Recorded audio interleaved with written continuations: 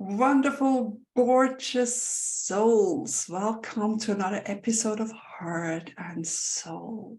Today, Janet and I are going to share about love. I mean, everyone probably has a different idea, definition, or feeling of love. It's not like we can pinpoint it, that's love. It's just love is. And for me, I know we all come from love. We all go back to love. And here on earth, we are all craving love in one way or another. How do you see it, Janet? I'm exactly the same as you. We come from that unconditional divine love. Certainly, again, with the soul, that is part of that. And then we return there, there's many things when we talk about death and stuff, then we can come on to that. But definitely love is a key component. We are created from love. That's it. That's how I see it as well. And it is something, and it was something I wanted to mention as well when we were talking about it, is that how people use the word love. And to me, it really is, I use it when I feel strong emotions about someone or something, like it really you really feel it here. And I know that so many people just go, I love my car, or and it's kind of like, that's not quite the right term to use, and it's kind of misused. And it would be nice to see people really sort of coming back to actually using it for what it's really meant to encapsulate. What do you think? Absolutely, because I think love, I have that tingling around my heart, and it feels like it's wide open, and it's sort of like completely in the flow. And I mean, as a mom, when you first hold your baby, or when you hug your children, or even being with pets, and of course the same with a partner or a certain family member, you just feel comfortable. You feel like you can be yourself, and you're accepted, and you feel that heart to heart connection, and probably also soul to soul, because this is it, we are sort of like on a same wavelength, and we are interconnected. And it's truly that love is a feeling for other beings, for trees, for nature, and less for things like, oh, I love my handbag, or I love these shoes. Then it's not the love that is deep within. Exactly. I know. I've been looking for love. For 45 years of my life, I've never felt loved. I always felt unloved, and so I only felt loved when I was in a relationship. And so I craved that sort of being in love. And I didn't end unhealthy relationships, because that meant I was out of love. I wasn't loved anymore. And I learned, of course, that love only comes from within. So it's never with things or with other people. It can just highlight that love, but like everything else, it starts within. What do you think, Janet? I agree with you. I know exactly what you're talking about, because we see it in so many relationships where people go, oh, I'm in love. But when you start to analyze the relationship, it's not really about that. It's about one person, normally the woman, I'm going to say, but it's not always the case, is seeking validation, is seeking something that is missing. And it's not necessarily that they are getting the love that they're needing. And I think you're absolutely right. The work that you do particularly, and I know it crosses over with mine as well, is that it's important to find self-love. That's really where it all begins, isn't it? And when we get to that space, and I'm thinking of the energy fields, I'm thinking about the heart field that we have around us. And when you have that beautiful self-love, that then absolutely your heart field starts to grow enormously. You feel more secure. You don't seek it elsewhere because you know that you've got it yourself, and you've got that unconditional love as part of that, and you know who you are. And I think that's important. And certainly coming back, it's like coming home. Do you feel that? Definitely. And I feel it's because I was going to say that you can even love people who have hurt you, or if people are hurtful or mean to you, it doesn't affect you so much, because deep down you just have that heart field. You just are love. You're oozing that love to everything and anything. And it's connected, of course, with compassion for everyone and everything, and knowing everybody goes through a hard time, and sharing that love. It's sort of like, yeah, sometimes people just come and say, I just need your hug, and then you can hug, and you can just sort of bring them into that loving space. And I mean, last week we talked about the angels, and they are love too. So when we connect to the angels, we can get that feeling of unconditional love. I mean, so many people are always talking about that unconditional love. And I feel as a human being, it's not truly possible. Unconditional love is sort of in the universe with the angels. It's when our soul journeys back to love. Here on earth, we can come close to unconditional love, but we are humans. Exactly. And something funny, I was thinking when you mentioned about last week, we talked about angels. A couple of weeks ago, we talked about fear. And interesting, when you look at the sort of, about the energies and frequencies and things, fear is a very low in the frequencies. It's a very dense, very heavy frequency. And love is at the higher point. It's at 500 hertz. And basically, where you're filled with love, there's no space for fear. So someone who really is in that space of love, fear, I'm not saying it doesn't creep in, but there isn't space for it when you're really in that zone. Yeah, and I think there's a quote that it says, fear is the absence of love. So I think it's really, like you said, you can be in love and you still sometimes fear things, but you have that deep sort of grounding, all-encompassing love. Every cell of your body is oozing that love and vibrating highly, and you can just follow your heart, your guidance, and so you don't fear that much. And even in love, you don't fear death, because you know this is just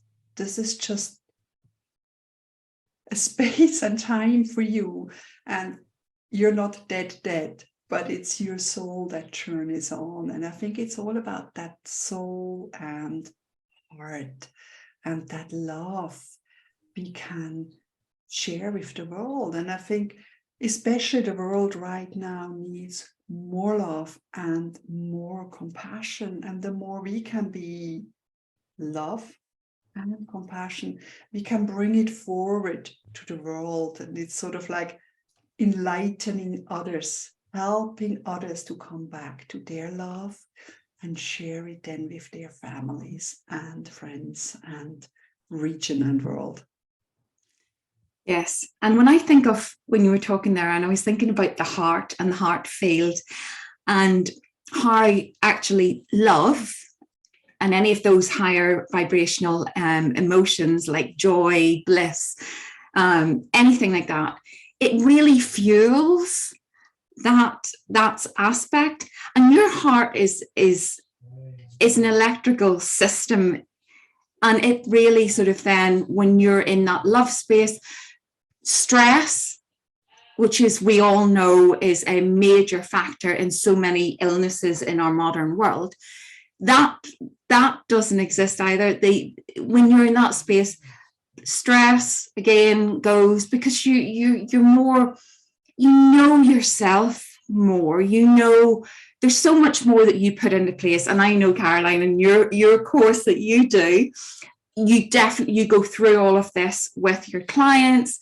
It's an amazing thing, because it's not just about, oh, you need to just flick this switch, love. It's so much more. There's so much more. And it's that self-love coming back, and then sort of from there, it's like building blocks to create. And that's quite magical. And it all comes from the heart, and the heart and soul is connected. And it's a paramount step and an important part of the healing process. It is, absolutely. And yeah, when you are love, then everything else falls away, and you have a better sense of yourself, and you are also loving and compassionate to yourself. You fill up that jar first before you give to others. You truly take time for yourself to come back to your heart and soul. And I love to meditate. That's a really good way to really connect to your heart and soul. Is there anything else you do, Janet? There's a couple of things, because of the I also love sound healing, and there is a frequency, because the love frequency is set at 500 hertz, but there is a healing system, sound system called solfeggio, and they have at 639 hertz is called like the love frequency.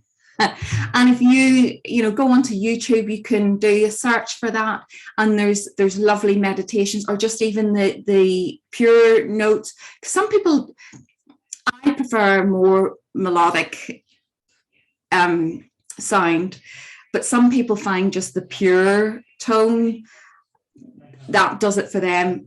So you can look on YouTube and you will find lots of things. Definitely try them, try a few different ones. But I find that it is a way of meditation.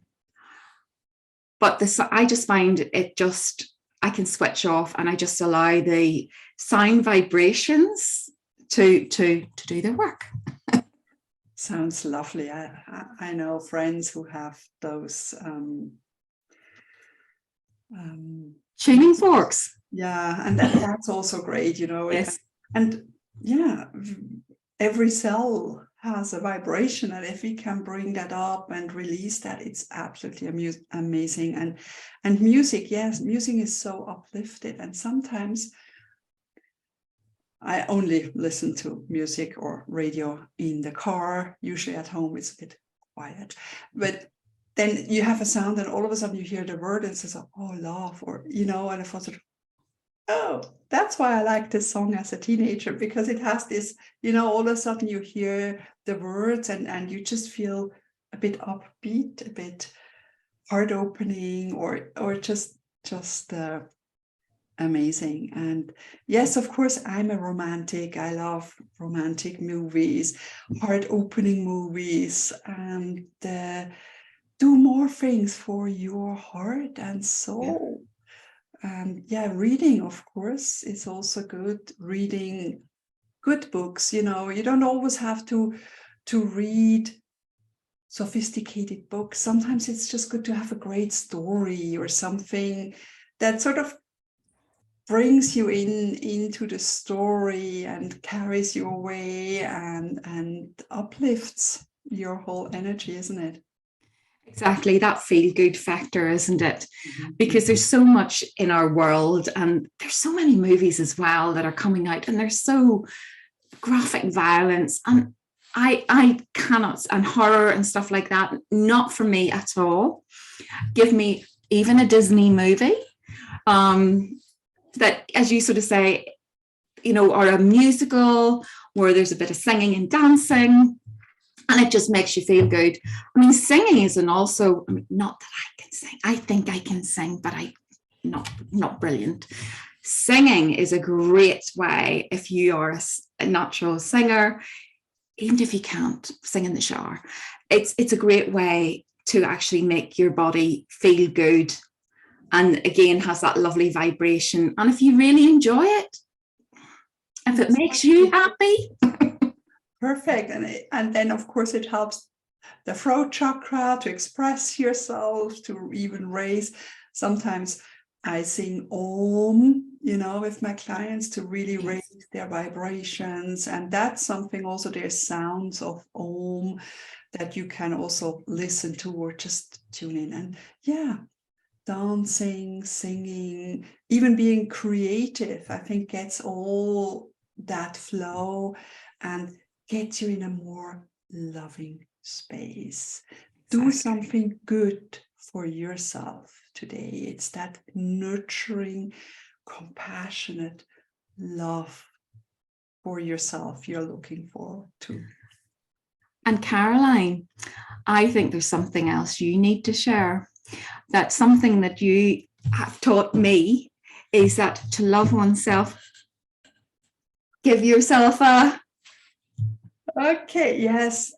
I mean, I love to hug people, and I think that gives sort of that really heart-to-heart connection.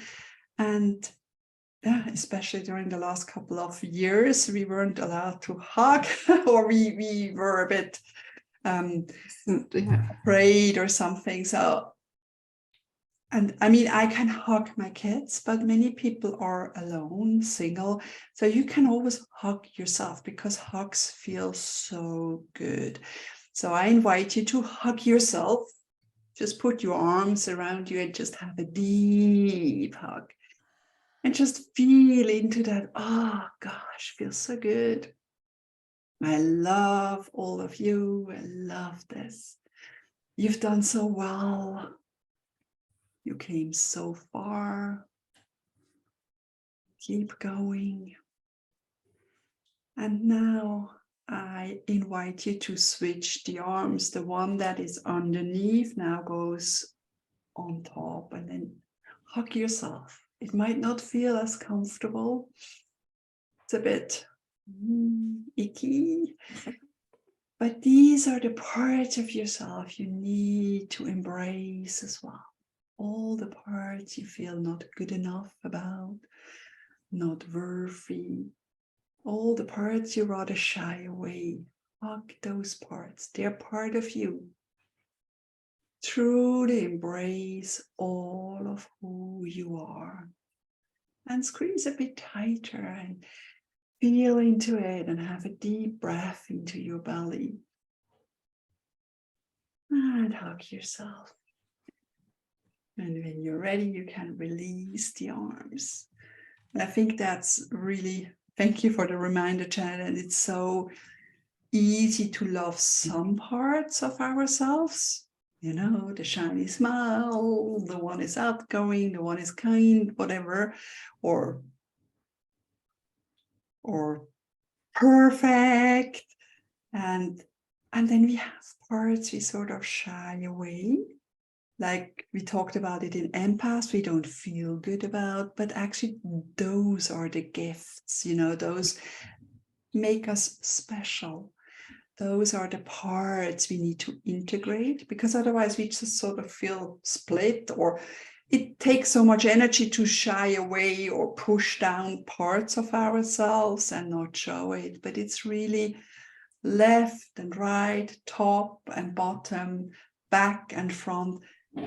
This is all that makes us whole. And only if we feel whole and can accept and embrace all of us can we truly love ourselves and be that love. I love that. Yes, I can say Caroline does give great hugs. I'm missing them living in a different country, but hopefully soon.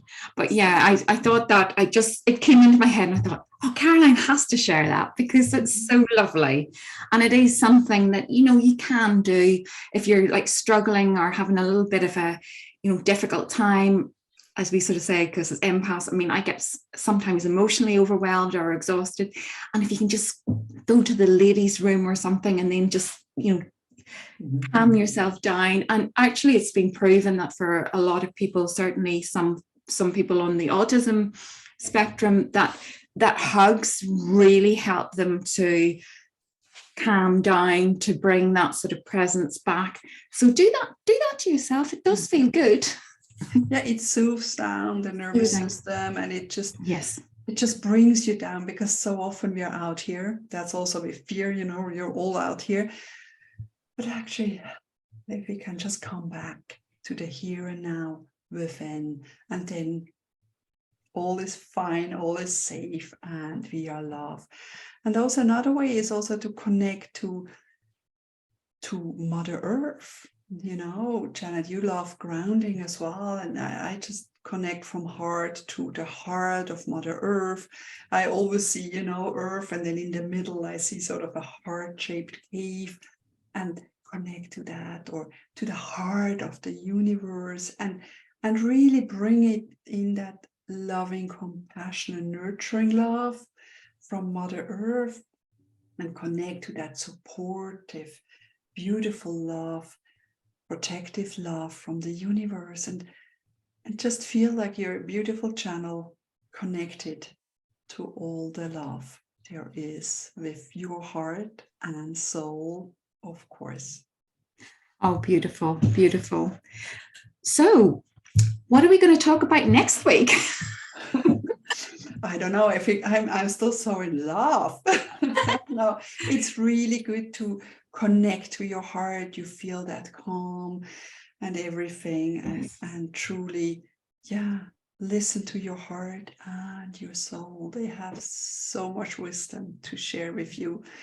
But did we say inner peace? I can't remember. I think we were going to talk about maybe inner peace. And I think that sort of like nicely ties on again, sort of that sort of nice vibe.